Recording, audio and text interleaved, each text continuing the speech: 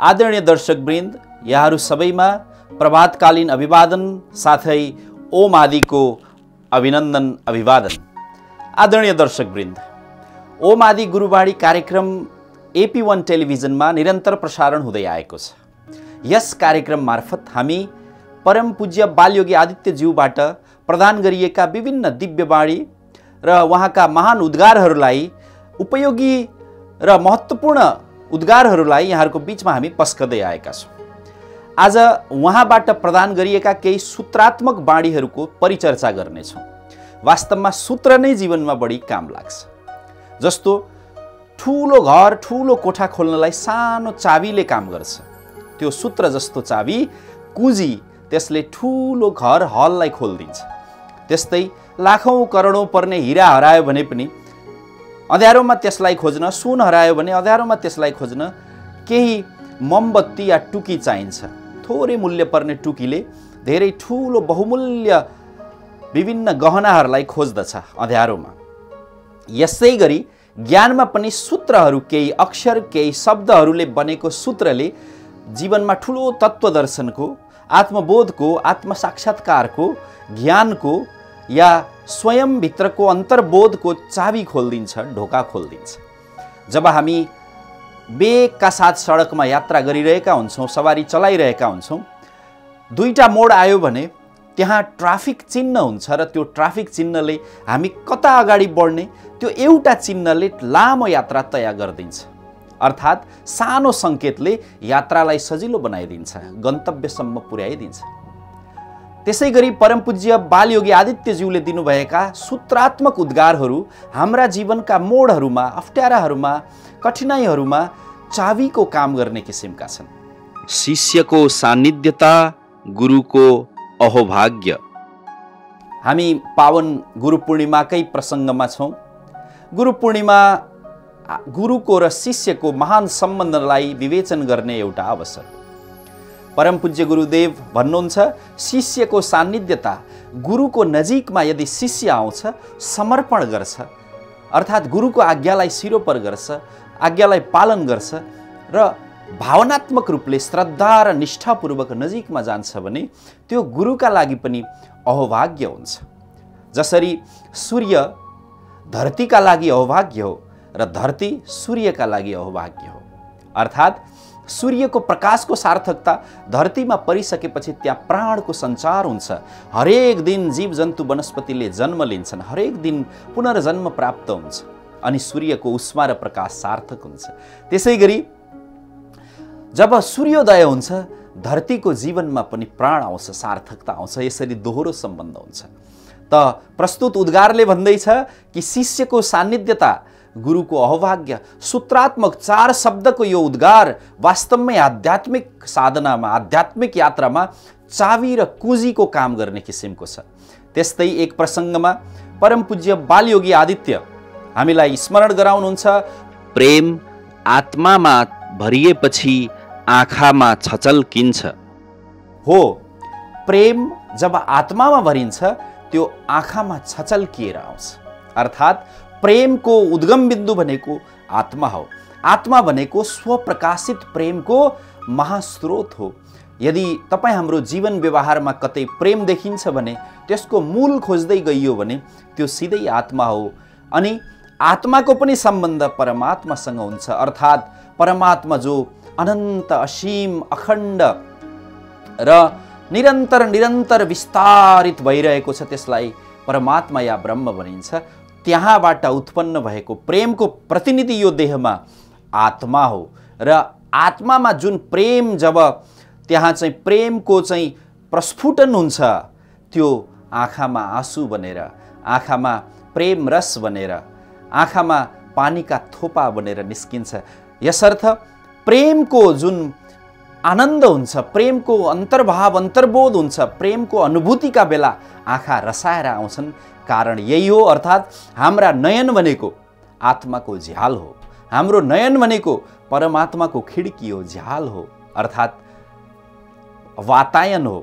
प्रेमको भावलाई छचल्क्याउने जुन अङ्ग हो त्यो हाम्रो आँखा हो।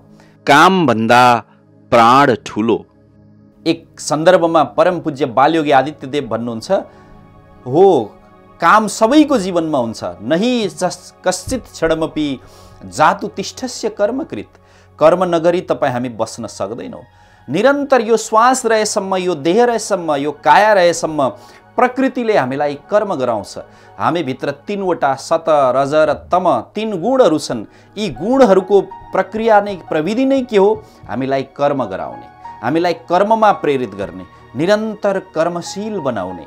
यो नै के हो? 3 गुणको स्वभाव हो। अनि प्रकृति अर्थात् यो देहको पहिचान के हो? कर्मरत हुने, निरन्तर कर्मशील हुने। तर कर्मभन्दा माथि प्राण छ। प्राण रहेन यो देहले काम गर्न सक्छ, कर्म गर्न सक्छ। त्यसकारण अस्तव्यस्त बनेर आफ्नो प्राणको कमजोरीलाई आमन्त्रित नगरौँ, अर्थात् जीवनी शक्तिलाई, रोग प्रतिरोधात्मक क्षमतालाई घट्न नदिउँ। तपाईँ हामी मध्ये कतिपय के भन्छौँ? अहिले म व्यस्त छु, अहिले म योग व्यायाम गर्न भ्याउँदिनँ, मसँग समय छैन, स्वास्थ्य जाँच गर्ने मसँग समय छैन भनिन्छ कि मान्छेहरू आधा जीवन दौडधुपमा पैसा धन आर्जन गर्नमा व्यतीत गर्छन् र आधा जीवन चाहिँ त्यही आर्जित गरेको पैसाले फेरि स्वास्थ्य र प्राण फर्काउनलाई प्रयास गर्छन्। त हिसाब बराबर हुन्छ। त आदरणीय दर्शकवृन्द, काम ठुलो हो र कामभन्दा पनि शिरमा प्राण छ। प्राण अभिवर्धन गरौँ, प्राण शक्ति बढाउँ। योग प्राणायाम आदिद्वारा प्राणको अभिवर्धन हुन्छ। मृत्युलाई साधनाले जित्नुपर्छ। परम पूज्य बालयोगी आदित्यज्यू हामीलाई स्मरण गराउनुहुन्छ, हामीलाई सुझाउँदै हुनुहुन्छ, मृत्युलाई साधनाले जित्नुपर्छ। मृत्यु भनेको यो देहको मृत्यु हो, शरीरको अवसान हो, आत्माको अवसान होइन, हाम्रो मनको अवसान होइन, केवल यो लौकिक देहको अवसान मात्रै हो। लौकिक देहको अवसानलाई पनि हामी यदि साधना गऱ्यौँ भने जित्न सक्छौँ, लम्ब्याउन सक्छौँ। यो कायालाई पनि अजर अमर बनाउन सक्छौँ। केवल आयु लामो बाँच्नु मात्रै दीर्घजीवी हुनु होइन। साधनाद्वारा हाम्रा इन्द्रिय, मन र यो देहलाई साधिसकेपछि त्यो आगामी शरीरका लागि सुयोग्य बन्दछ। अहिले हाम्रा कुकर्महरूलाई, गलत कर्म संस्कारहरूलाई साधनाले काट्यौँ भने आगामी जीवनको साधना सुगम हुन्छ। त्यो बेला त्यस जीवनमा, आगामी जीवनमा हामीले कठिन साधना गर्नु पर्दैन। यदि अहिले हामीले हाम्रो कर्मलाई शिथिल बनायौँ भने, यही अभिप्रायका साथ परम पूज्य गुरुदेवले भन्नुभएको छ, आयु त लामो हुन्छ नै, आरोग्य प्राप्त त हुन्छ नै साधनाद्वारा, शारीरिक सुख, मानसिक सुख प्राप्त हुन्छ नै, र यो मृत्युदेखि जुन हामी भयभीत हुन्छौँ त्यसलाई पनि जित्न सकिन्छ। जीवनको सबभन्दा ठुलो विडम्बना के हो? मर्छु भन्ने भय, अर्थात् मृत्युको भय। यो भयका लागि कसैले पनि प्रशिक्षण दिँदैन। सानो बच्चा पनि मृत्युदेखि डराउँछ र एक कोशीय जीवदेखि लिएर सारा जीव जन्तु प्राणी मृत्युदेखि डराउँछन्। त्यो जीवात्माको स्वभाव हो। यो भय हो। यो भय रहेसम्म हाम्रो ध्यान, हाम्रो योग, हाम्रो साधना, हाम्रो तपस्या, हाम्रो अनुशासन, हाम्रो संयम प्रतिफलित हुँदैन। त्यसकारण भयलाई हटाउँ, भयलाई मेटाउँ, भयलाई घटाउँ। यसैको नाम साधना हो। अनि भयबाट मुक्त भएर या हामी भित्रको भय कम भयो भने अनि हामी साधनामा एकाग्र हुन सक्छौँ, दत्तचित्त हुन सक्छौँ भन्ने सूत्रात्मक अभिव्यक्ति यस गुरुवाणीले दिएको छ। इगोले चुटकीमा अटुट सम्बन्ध टुट्छ।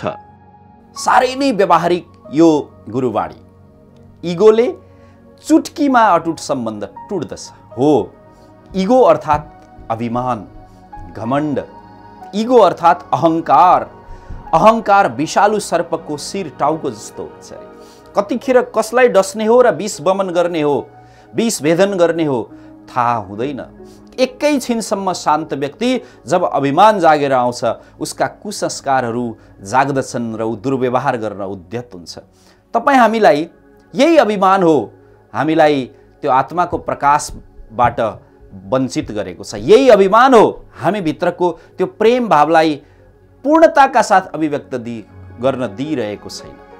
त आदरणीय दर्शकवृन्द, यही अभिमान, अहङ्कार जबसम्म हाम्रो सम्बन्धमा रहन्छ, हाम्रो वाणीमा रहन्छ, हाम्रो व्यवहारमा रहन्छ, यसले कुन बेला आत्मीय घनिष्ठभन्दा घनिष्ठ सम्बन्धलाई पनि तोडिदिन सक्छ एकैछिनमा। जस्तो कुनै रबरलाई ब्यान्डलाई लामो पारेर तन्कायौँ भने जति तन्कायौँ त्यो चुडिन सक्छ। अर्थात् त्यो तन्काएर कुनै सानो अग्निको आगोको एक प्रकाश त्यसलाई दियौँ, आगोले छुवाइदियौँ भने त्यो तुरुन्तै चुडिएर जान्छ। हो, त्यो तन्किराखेको रबरलाई आगोको स्पर्श दिँदा चुडिए जस्तै तपाईँ हाम्रो सम्बन्ध तन्किनुपर्ने, तन्किराखेको हुन्छ। दीर्घवत जान चाहिरहेको सम्बन्धलाई जब अहङ्कारको अग्निले स्पर्श गर्छ त्यो भ्याटै टुट्न सक्छ। यसर्थ अभिमान होइन स्वाभिमानद्वारा सम्बन्धलाई घनिष्ठ बनाऊ। परम पूज्य बालयोगी आदित्यदेव यही सन्देश हामीलाई दिँदै हुनुहुन्छ। एक प्रसङ्गमा पूज्य बालयोगी भन्नुहुन्छ, mass energy always surround the God. वास्तवमा तपाईँ हामी साधक, शुभचिन्तक, शुभ भावना भएका व्यक्तिहरू जब एकसाथ बसेर ध्यान, योग, साधना, प्रार्थना गर्छौँ त्यहाँ एक प्रकारको मास एनर्जी अर्थात् सामूहिक शक्ति ऊर्जा वलय, एक सुरक्षा कवच, एक आध्यात्मिक ऊर्जा कवचको निर्माण हुन्छ। त्यसैले ध्यान गर्ने ठाउँमा, साधना हुने ठाउँमा, मन्दिरको नजिकै, गुम्बा, मस्जिद इत्यादिको नजिकमा के हुन्छ? भावना, ऊर्जा, त्यहाँको परिवेश सकारात्मक हुन्छ। जहाँको ऊर्जा निर्मल, सकारात्मक, नकारात्मकताले मुक्त हुन्छ र जहाँको तरङ्गमा, जहाँको परिवेश र वातावरणमा सकारात्मकता संव्याप्त हुन्छ त्यसले भगवानलाई, ईश्वरलाई, परमात्मालाई आकर्षित गर्छ। त्यस्तै स्थानमा परमात्मा अवतरित हुनुहुन्छ। यसर्थ भनिएको छ योग, ध्यान, प्रार्थना समूहमा बसेर गर्नुपर्छ। सामूहिक प्रार्थना, सामूहिक योग ध्यानको शक्ति विलक्षण किसिमको हुन्छ जसले हाम्रो इष्टदेवलाई हामीसँग आकर्षित गर्दछ। त्यस्तै एक प्रसङ्गमा पूज्य गुरुदेव हामीलाई स्मरण गराउनुहुन्छ, कुविचारको यमराज नै ध्यान हो। सूत्रबद्ध यो 4 अक्षरको उद्गार हेर्नुस् कति महत्त्वपूर्ण छ। वास्तवमा सुविचार र कुविचार हाम्रो मस्तिष्कमा 2 प्रकारका विचारहरू आउँछन्। एउटा विध्वंसात्मक विचार, एउटा सृजनात्मक विचार। सुविचार सृजनात्मक विचार, सुखदायक विचार, आध्यात्मिक विचार, शुभ विचार, कल्याणकारी विचार, हितकारी विचार, यी के हुन्? सुविचार हुन्। र अर्को वर्गको विचार कस्तो हुन्छ? कुविचार, जहाँ हिंसा, हत्या, हानि, दुःख, पीडा, पतन, पराभव, अरूलाई थिचोमिचो, उत्पीडन आदिका विचारहरूले भरिएको हुन्छ। वास्तवमा हाम्रो मस्तिष्क विचारहरूको रङ्गशाला हो। हामी कस्तो खेल खेल्छौँ विचारको, त्यहाँ 2 किसिमका समूहहरू भिडिरहेका हुन्छन् त्यो खेलमा, सुविचार र कुविचार। यदि सुविचारको प्रतिस्पर्धालाई, सुविचारको पक्षलाई जिताउने हो भने ध्यानमा जानुपर्ने हुन्छ। अर्थात् ध्यान भनेको त्यो अमराज हो जसले कुविचारलाई नष्ट गरिदिन्छ, कुविचारलाई असमय त्यहाँबाट हटाइदिन्छ अनि सुविचारको साम्राज्य चल्छ। जसले ध्यान गर्छ उसको जीवनमा सञ्जीवनी प्राप्त हुन्छ, विचार सञ्जीवनी। सुन्दर, शुभ, सकारात्मक र आशावादीमा स्नान गर्ने विधि के हो? ध्यान हो। किनभने ध्यानका बाधा, ध्यानको मार्गमा बाधा उत्पन्न गर्ने विचारहरूलाई कुविचार भनिन्छ। ती कुविचारहरूलाई ध्यानले निवारण गर्दछ।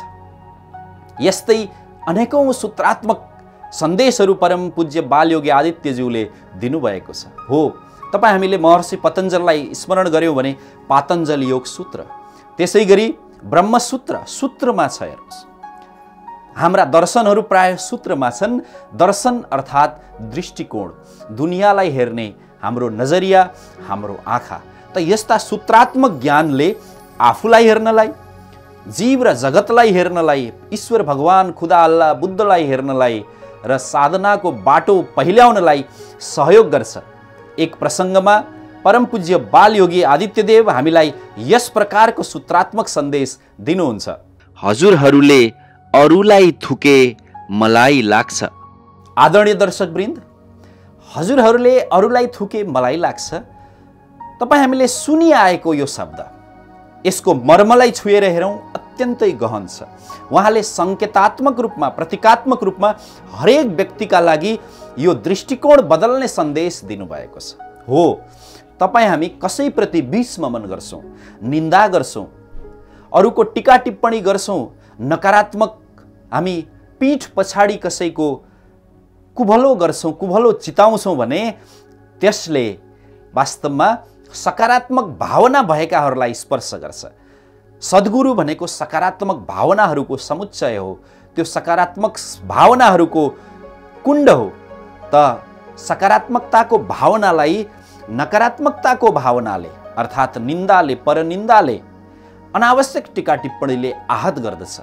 परम पूज्य बालयोगी आदित्यदेव हामीलाई सम्झाउनुहुन्छ, यदि तपाईहरूले अर्थात् हामीहरूले अरूलाई थुक्यौँ, यो शब्द अलिकति कठोर किसिमको शब्द छ हो, अरूको निन्दा गर्नु, अरूप्रति नकारात्मक व्यवहार गर्नु, नकारात्मक दृष्टिकोण राख्नु, अरूको कुभलो गर्नु, अरूप्रति दुर्भाव, आग्रह, पूर्वाग्रह राखेर व्यवहार गर्नु के हो? अरूलाई थुक्नु सरह हो। यदि हामी अरूलाई यस किसिमको व्यवहार गर्छौँ भने त्यो हाम्रो खातामा मात्रै जम्मा हुँदैन, त्यो दुर्व्यवहारको प्रतिफल, दुष्परिणाम त्यो महान व्यक्तिहरूको खातामा पनि जान्छ। अर्थात् जसले जसले सकारात्मक भावना अभिव्यक्त गरिरहन्छ, निरन्तर प्रेषण गरिरहन्छ, उहाँहरूलाई पनि त्यसले स्पर्श गर्छ। यही कुरा हामीलाई यस प्रस्तुत गुरुवाणीबाट हामीलाई पूज्य बालयोगी आदित्यदेव सम्झाउँदै हुनुहुन्छ। एक अर्को प्रसङ्गमा परम पूज्य बालयोगी आदित्यदेव हामीलाई भन्नुहुन्छ, अन्तर्मनले जे गर्ने इच्छा जगाउँछ। यो अत्यन्तै महत्त्वपूर्ण सन्देश हो। तपाईँ हामी त्यो काम गरौँ जुन अन्तर्मनले जे गर्ने इच्छा जगाइदिन्छ। हामीभित्र दुईवटा मन छ, एउटा आफ्नो मन अर्थात् आत्माको नजिक बसेको मन र अर्को संसारको नजिक बसेको मन, भौतिकताको नजिक बसेको मन, बाहिरी सुख सयल क्षणिक रमाइलोहरूको नजिक बसेको मन। यदि कसैलाई मधुमेह छ, अगाडि गुलियो खाने कुरा आयो, उसका दुईवटा मनका आवाजहरू आउँछन्। एउटाले भन्छ मौका यही हो, खाइहाल। फेरि अर्को मनले भन्छ सावधान, खबरदार, यसले फेरि मधुमेहको मात्रा बढाइदिन्छ। अनि दुईटा मनको बीचमा जुन मनको आवाज प्रबल हुन्छ त्यसलाई हामी सुन्छौँ। यसर्थ हामीभित्र भएका दुई मनको आवाज, एउटा आत्माको आवाज हो, अर्को तर्कको आवाज हो, भन्नलाई मनको आवाज भनिन्छ। यसर्थ सधैँ आत्माको आवाज अर्थात् आत्मा नजिक बसेको मनको आवाजलाई सुनौँ अनि यसरी आवाज सुनिसकेपछि सोही अनुसार कर्म गर्यौँ, काम गर्यौँ, निर्णय गर्यौँ भने त्यो हाम्रो हितमा हुन्छ। विशेष गरी सेवाका लागि, विशेष गरी गुरु दक्षिणाका लागि, राष्ट्रका लागि, जन्मभूमिका लागि, जन्मदाता मातापिताका लागि हामी कुन कर्म गरौँ? त्यो कर्म जुन हाम्रो आत्माले हामीलाई प्रेरणा दिन्छ। हामी कार्मिक द्वन्द्वमा धेरै पटक पर्दछौँ, यो गरौँ कि त्यो गरौँ। वास्तवमा जीवनमा जुन ऊर्जा छ, यो ऊर्जाको सबैभन्दा ठुलो अपव्यय र पतन भनेको अनिर्णयको बेला हुन्छ। हो, त्यो अनिर्णयमा नबसौँ, छिटै निर्णय बिन्दुमा पुग्न सकौँ। त्यसका लागि हाम्रो अन्तर्मनले जुन प्रेरणा दिन्छ, जुन प्रेरक शक्ति हो अन्तर्मन, त्यसलाई सुनेर निर्णय लिने गरौँ, कदम चलाउने गरौँ, अघि बढ्ने गरौँ। हामी पक्कै पनि आध्यात्मिक र भौतिक दुवै उचाइमा अगाडि बढ्न सक्छौँ। गुनासो नगर अनि मात्र खुसीले शरीरमा नृत्य गर्ने छिन्। आदरणीय दर्शकवृन्द, वास्तवमा तपाईँ हाम्रो जीवन गुनासै गुनासोले भरिएको छ। परिवारमा गुनासै गुनासो, कार्यस्थलमा गुनासै गुनासाहरू अर्थात् कम्प्लेनहरू, अर्थात् यो भएन, त्यो भएन, होइन, हुँदैन, बिग्रियो। त्यस्तै देशमा, राजनीतिमा, शासनमा गुनासै गुनासो। एउटा सामान्य अविकसित समाजमा होस् र सभ्य उन्नत समाजमा पनि गुनासाहरूको भरमार छ, जुलुस छ। हाम्रो मनमा पनि गुनासै गुनासो छ। वर्तमानलाई लिएर गुनासो, भविष्यलाई लिएर गुनासो र भूतकाल बितिसकेको समयलाई लिएर गुनासो। तर परम पूज्य बालयोगी आदित्यदेव हामीलाई त्यो चाबी दिँदै हुनुहुन्छ, गुनासो नगर अनि मात्रै खुसीले शरीरमा नृत्य गर्नेछौँ। हाम्रो नैसर्गिक चाहना के हो? हाम्रो शरीरमा, हाम्रो मनमा खुसीको नृत्य होस्। हर पल हर क्षण हामी प्रसन्न, आह्लादित, पुलकित भइरहौँ। तर विघ्न उत्पन्न हुन्छ केले? गुनासोले। अनि गुनासो कहाँ छ?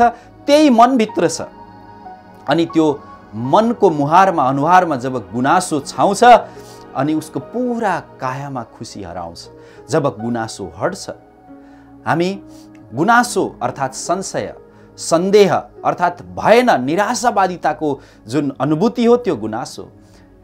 जीवन पूर्णमदः पूर्णमिदं पूर्णात् पूर्णमुदच्यते हो। हाम्रो मौलिकता के हो? पूर्णतामा जाने। जबसम्म हामी पूर्णतामा पुग्दैनौँ जीवन अपूर्ण नै रहन्छ। अनि त्यो अपूर्ण यात्रामा, अपूर्ण जीवनमा गुनासा हुनु स्वाभाविक हो। कुनै फूल फुल्छ वृक्षमा, जब त्यो फूल फुल्छ सानो आकारको फुलिदियो भने ओहो यो ठुलो फुल दिए हुन्थ्यो, अनि केही हप्तापछि त्यो औलाउँछ, ओइलाएर झर्ने स्थितिमा पुग्छ, ओहो यो त सधैँ भइदिए हुन्थ्यो नि। तर फुल चाहिँ ओइलिएर झर्छ, काँडाहरू चाहिँ त्यो फुल रहन्जेल रहिरहन्छ। हाम्रो गुनासो सकिँदैन। वास्तवमा गुनासोले होइन, आशावादिताले, वर्तमान अवस्थाप्रति सन्तुष्टि हुनाले, सन्तोष गर्नाले जीवनमा, शरीरमा खुसीको आमन्त्रण हुन्छ। खुसीले नृत्य गर्छिन्। यही रहस्य परम पूज्य बालयोगी आदित्यले प्रस्तुत सूत्रात्मक गुरुवाणीका माध्यमबाट सम्झाउँदै हुनुहुन्छ। र सूत्रात्मक गुरुवाणीहरू चर्चा गर्ने क्रममा हामी अन्तिम गुरुवाणीलाई लिँदैछौँ। पारिवारिक जमघटले प्रेम सृजित गराउँछ। तपाईँ हाम्रो जीवन प्रेमको प्यासमै हुर्कन्छ, जन्मन्छ, अघि बढ्छ र मृत्युलाई प्राप्त हुन्छ। प्रेमको प्यास कहिल्यै मेटिँदैन र सबभन्दा विशुद्ध प्रेम जन्मदाता आमाको प्रेम, परमात्मा ईश्वर खुदा अल्लाह बुद्धले दिने प्रेम, गुरुले शिष्यलाई गर्ने प्रेम, हामी हरेक नागरिकले आफ्नो जन्मभूमिलाई गर्ने प्रेम, यी निर्मल प्रेम, शुद्ध प्रेमहरू हुन्।